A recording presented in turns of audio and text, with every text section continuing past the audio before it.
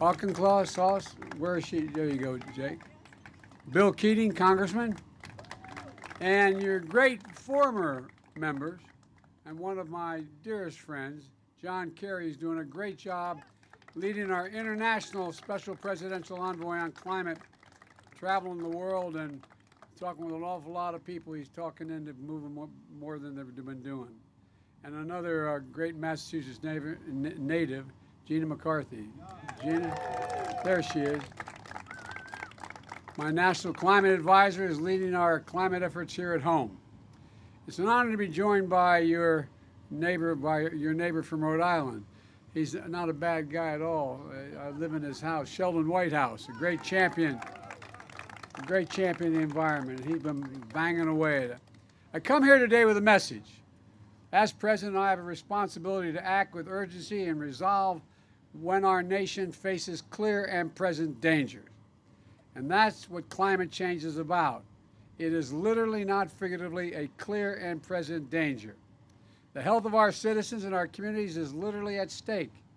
The UN's leading international climate scientists call the latest climate report nothing less than, quote, code red for humanity. Let me say it again, code red for humanity. It's not a group of political officials, elected officials. These are the scientists. We see it here in America, in red states and blue states. Extreme weather events costing $145 billion. $145 billion in damages just last year.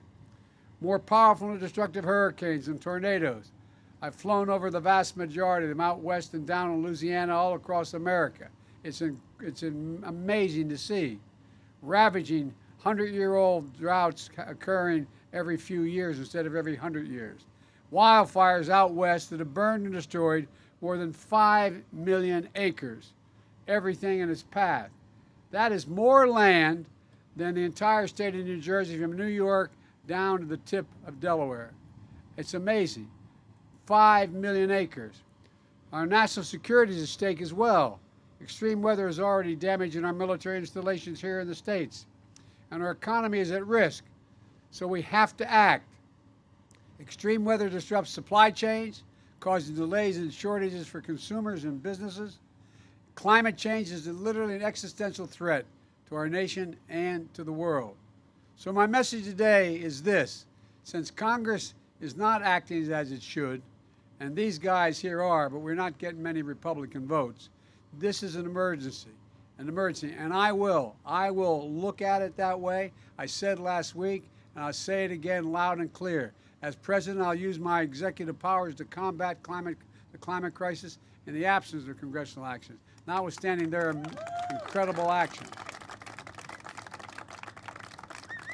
In the coming days, my administration will announce the executive actions we have developed to combat this emergency. We need to act. We just take a look around. Right now, 100 million Americans are under heat alert. 100 million Americans. 90 communities across America set records for high temperatures just this year, including here in New England as we speak. And by the way, records have been set in the Arctic and the Antarctic, temperatures that are just unbelievable, melting the permafrost. It's astounding the damage that's being done. And this crisis impacts every aspect of our everyday life. That's why today I'm making the largest investment ever, $2.3 billion, to help communities across the country build infrastructure that's designed to withstand the full range of disasters we've been seeing up to today. Extreme heat, drought, flooding, hurricanes, tornadoes.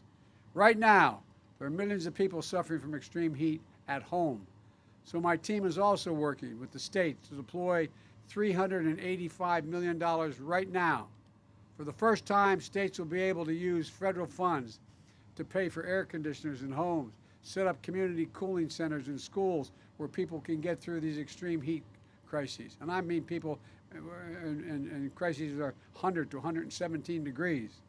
An infrastructure law that your members of Congress have delivered includes $3.1 billion to weatherize homes and make them more energy efficient, which will lower energy costs while keeping America cool in the summer and warm in the winter and not using too much energy. And my Department of Labor, led by a guy named Marty Walsh, he talks funny, he's a hell of a guy. But all kidding aside, Marty was a great mayor, and I know he knows how to get a job done. And he's doing two things for me. First of all, as Secretary of Labor, he's developing the first ever workplace standards for extreme heat, saying under these conditions that hit this, you cannot do the following. You cannot ask people to do certain things. Second, he's sending folks out from the Labor Department to make sure we hold workplaces and to those standards that are being set. They've already completed over 500 heat-related inspections of workplaces across 43 states. And at the end of the day, it's going to save lives. Now, let me tell you why we're here at Brayton Point. 5 years ago, this towering power plant that once stood with cooling towers 500 feet high closed down. The coal plant at Brayton Point was the largest of its kind in New England. 1,500 megawatts of power, enough to power 1 in 5 Massachusetts homes and businesses. For over 50 years, this plant supported this region's economy through the electricity they supplied, the good jobs they provided, and the local taxes they paid. But the plant, like many others around the country, had another legacy, one of toxins, smog, greenhouse gas emissions, the kind of pollution that contributed to the climate emergency we now face today. Gina McCarthy, a former regulator in Massachusetts, was telling me on the way up how folks used to get a rag out and wipe the gunk off of their car's windshields in the morning just to be able to drive. Not very much unlike where I grew up in a place called Claymont, Delaware, which has more oil refineries than Houston, Texas had in its region just across the line in Pennsylvania. And all the prevailing winds were our way. I just lived up the road. In an apartment complex when we moved to Delaware, and just up the road to a little school I went to, Holy Rosary Grade School. And because it was a 4-lane highway that was accessible, my mother drove us, and rather than us be able to walk. And guess what? The first frost, you know what was happening? You had to put on your windshield wipers to get literally the oil slick off the window. That's why I and so damn many other people I grew up have cancer, and why for the longest time, Delaware had the highest cancer rate in the nation. But that's the past. And we're going to build a different future. With one with clean energy, good paying jobs. Just 15 years ago, America generated more than half its electricity from coal-fired plants. Today, that's down to 20% because there's a big transition happening. Many of these fossil fuel plants are becoming sites for new clean energy construction. Others are switching to new clean technologies. Look at Brayton Point. Today, Brayton is one of the frontiers, on the frontier of clean energy in America. On this site, they'll manufacture 248 miles of high-tech, heavy-duty cables. Those specialized subsea cables are necessary to tie offshore wind farms to the existing grid. Manufacturing these cables will mean good-paying jobs for 250 workers, as many workers as the old power plant had at its peak. And the port here, 34 feet deep, was used to carry coal into the power plant. Now we're going to use that same port to carry components for wind power into the sea.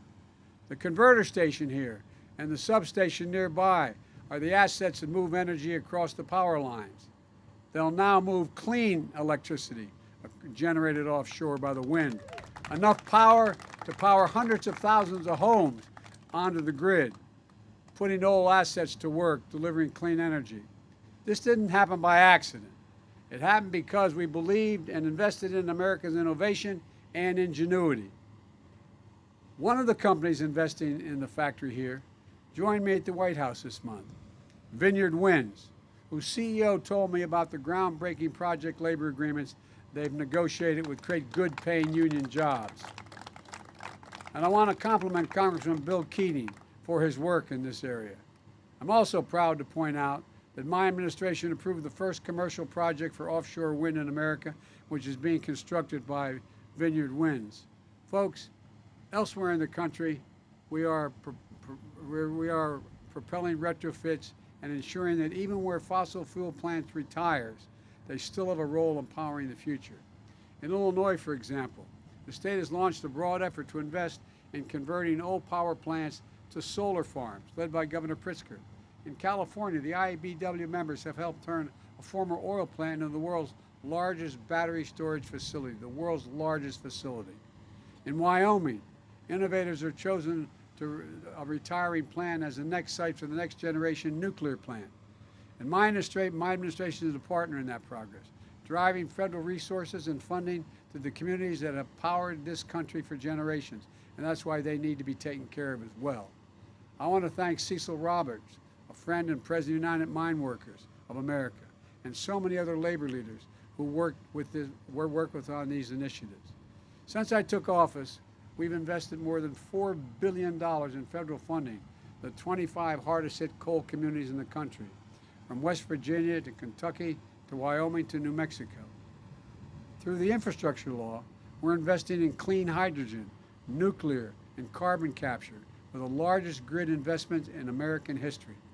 We've secured $16 billion to clean up abandoned mines and wells, protecting thousands of communities from toxins and waste, particularly methane. And we're going to seal leaking methane pollution, an incredibly powerful greenhouse gas that's 40 times more dangerous to the environment than carbon dioxide. And folks, with American leadership back on climate, I was able to bring more world leaders together, and then we got 100 nations together to agree that their major conference in Glasgow, England, Scotland, to change the emissions policies we have. We've made real progress, but there's an enormous task ahead. We have to keep retaining and recruiting building trades and union electricians for jobs in wind, solar, hydrogen, and nuclear, creating even more and better jobs. We have to revitalize communities, especially those fence-line communities that are smothered by the legacy of pollution. We have to outcompete China and in the world and make these technologies here in the United States, not have to import them. Folks, when I think about climate change, and I've been saying this for 3 years, I think jobs. Climate change, I think jobs. Almost 100 wind turbines going up off the coast of Massachusetts, Rhode Island, with ground broken and work underway. Jobs manufacturing 2,500 ton steel foundations that anchor these offshore wind farms to the sea floor. Jobs manufacturing a Jones Act vessel in Texas to service these offshore wind farms. We're going to make sure that the ocean is open for the clean energy of our future, and everything we can do, give a green light to wind power on the Atlantic coast where my predecessor's actions only created confusion. And today, we began the process to develop wind power in the Gulf of Mexico as well for the first time. A real opportunity to power millions of additional homes from wind. Let's clear the way. Let's clear the way for clean energy and connect these projects to the grid. I've directed my administration to clear every federal hurdle and streamline federal permitting that brings these clean energy projects online right now and right away. And some of you have already come up and talked to me about that. And while so many governors and mayors have been strong partners in this fight to tackle climate change, we need all governors and mayors. We need public utility commissioners and state agency heads. We need electric utilities and developers to stand up and be part of the solution. Don't be a roadblock. You all have a duty right now to our economy, to our competitiveness in the world, to the young people in this nation, and to future generations. That sounds like hyperbole, but it's not. It's real. To act boldly on climate. And so does Congress, which, notwithstanding the leadership of the men and women that are here today, has failed in its duty. Not a single Republican in Congress stepped up to support my climate plan. Not one. So let me be clear. Climate change is an emergency. And in the coming weeks, I'm going to use the power I have as president to turn these words into formal, official government actions through the appropriate proclamations, executive orders, and regulatory power that a president possesses.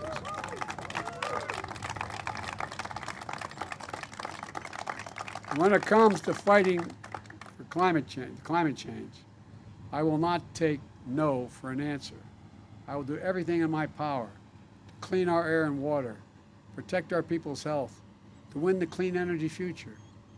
This, again, sounds like hyperbole. Our children and grandchildren are counting on us. Not a joke. Not a joke. If we don't keep it below 1.5 degrees centigrade, we lose it all. We don't get to turn it around. And the world is counting on us. This is the United States of America. When we put our hearts and minds to it, there's not a single thing beyond our capacity. I mean it. When we act together. And of all things we should be acting together on, it's climate. It's climate. And by the way, my dear mother, God rest her soul, used to say, Joey, at everything bad, something good will come if you look hard enough. Look what's happening. We're going to be able to create as many or more good-paying jobs. We're going to make environments where people live safer. We're going to make the air safer. I really mean it. We have an opportunity here. I'll bet you when you see what's happened here in this cable construction here, manufacturing, and you go back and ask all the people who grew up in this beautiful place what they'd rather have. They want the plant back with everything it had, or what you're going to have.